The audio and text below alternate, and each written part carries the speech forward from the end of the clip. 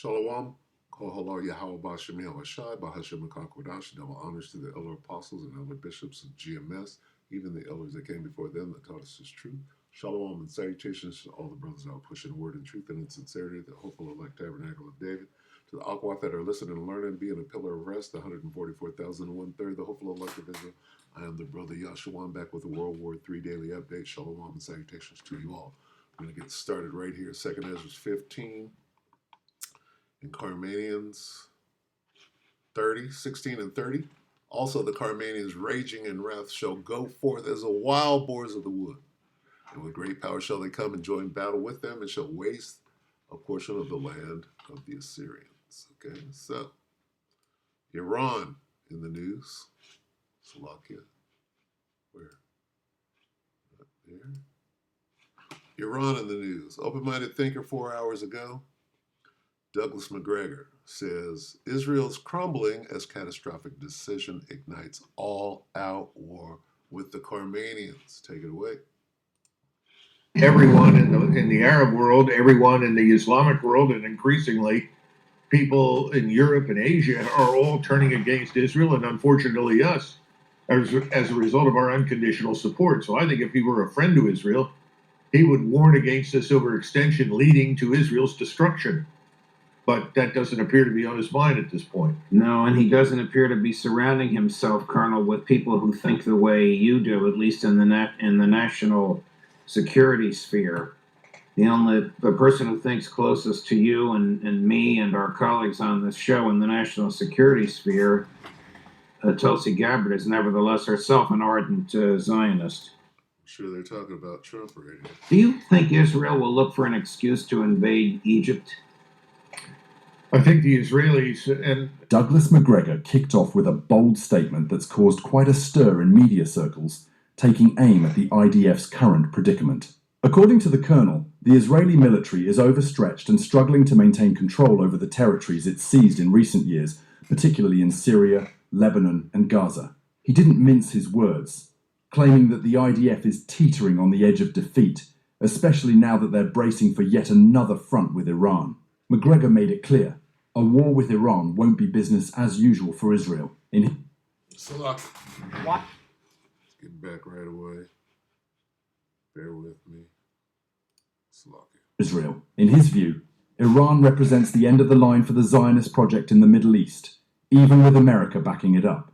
He also pointed out that there's only so much the US can do to prop up what he described as a flagging regime, more invested in conflict than in diplomacy, which he believes undermines its democratic claims. At OMT News, we remain committed to delivering objective reporting on critical issues in Palestine, Lebanon, and beyond. If you value All right. How about some more information? Salak, bear with. Responded with military drills that have exposed cracks in Israel's narrative about the effectiveness of its strikes on Iran. Israel had claimed its recent attacks took out significant parts of Iran's air defense systems, but the reality on the ground tells a different story. The ongoing Iqtidar drills, aptly named Might, in Farsi have shown that Iran's air defenses are far from crippled. In fact, they're looking stronger than ever. These exercises, involving both the IRGC and Iran's regular army, kicked off at key locations like the Natanz nuclear facility under the watchful eye of the Air Defense Headquarters commander. The message is clear. Iran's readiness is anything but superficial. McGregor didn't stop there. He shifted his focus to Egypt, weaving a sharp critique of what he called Western interference. He argued that the West orchestrated the removal of Egypt's democratically elected Muslim Brotherhood government to install a friendlier regime under Abdel Fattah el-Sisi. The colonel went so far as to suggest that Israel has long-term ambitions to occupy parts of Egypt before any major confrontation with Iran kicks off. If true, it paints a picture of a region where tensions aren't just about the here and now, but part of a broader, more calculated strategy.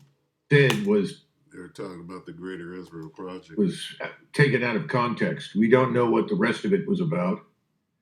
Clearly, as Professor Sachs has pointed out on numerous occasions, and many of my colleagues, we're already complicit in this tragedy in Gaza.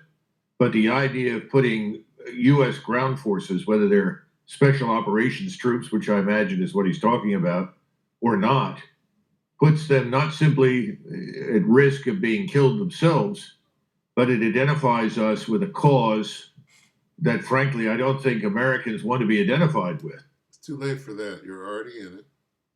Been supplying. You've been conducting the whole damn thing.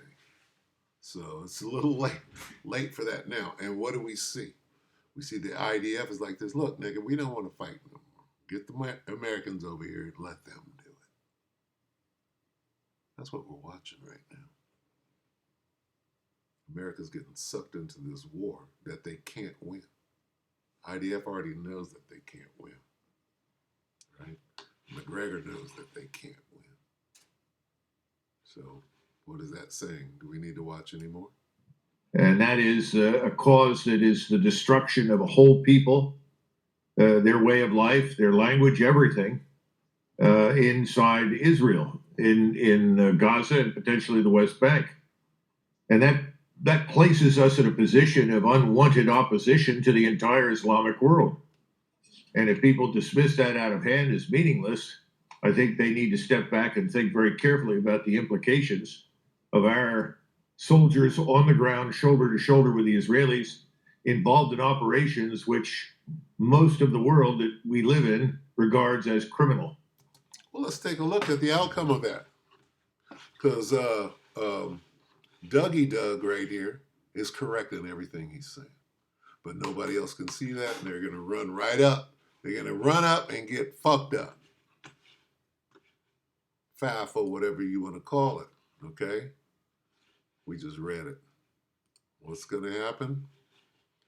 Also, the Iranians, raging in wrath, shall go forth as the wild boar. The Most High going to put the spirit of the wild boar of the wood on them.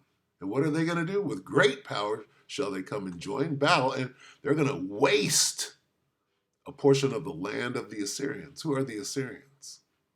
That's what he just described as the Israelis together with the Americans. Okay? And they're going to win. Right? Says so down here. So,